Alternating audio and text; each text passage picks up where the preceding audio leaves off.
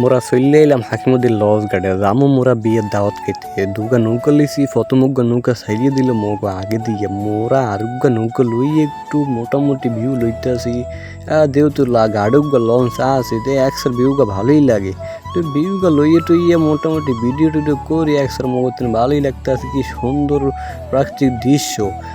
এগে হইলো জামাইর লগে দেখেন এগে মোর আসা মাগনা খাওয়ান পাইলে হেডা বড় দিয়ে খাইতে যায়। পরে মোটামুটি বন্ধু বান্ধব যারা আসছিল একটু আনন্দ করিয়া চলে গেল, সবাই হাই হ্যালো দিল। তারপরে মুই একটু দেখি যে একটু ভিউ টিউ লইতে আসি ভালোই লাগছে। তারপরে ওরে বাবা রে কি গরমে মোর পুটকি মুটকি সব গরম হয়ে গেছে।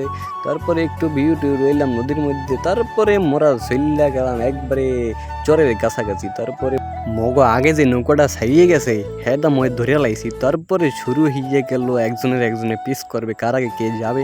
তারপরে আর কি মোরা আগে বাগে গাড়ে নেমে গেছি, ওই যে জামাই গাড়ে টান দিয়ে লইয়া আইলে সবাই মিললা। তারপরে আমরা সবাই মিললা চললা গেলাম জামাইয়ের ওর বাড়ির উদ্দেশ্যে। তারপরে যাইতে কিছুক্ষণ পর দিব ওরে বাবা কতগুলো হাতি সরের মধ্যে ঘাস খাইতে আছে। তারপরে ওরে ওরে কি সুন্দর আয়োজন করছে। তারপরে মোরা চললে গেলাম এক বাড়ির মধ্যে, মগরে বরে ঢুকতো না দিয়ে মগরে আটকিয়ে তুইছে সামনে শরবত দিয়ে। তারপরে মোরা আস্তে আস্তে চললে এলাম দেশের উদ্দেশ্যে। তারপরে নৌকাতে উঠতে সবাই মিললে দিলে একসাথে ভালোই লাগছে। এই গেছে মোর এই যে চা মাগনা সন্ধ্যা খাইয়া কি একটু হাসি দিছে ওরে বাউ ওই একটু লইতে আসি ভিউ।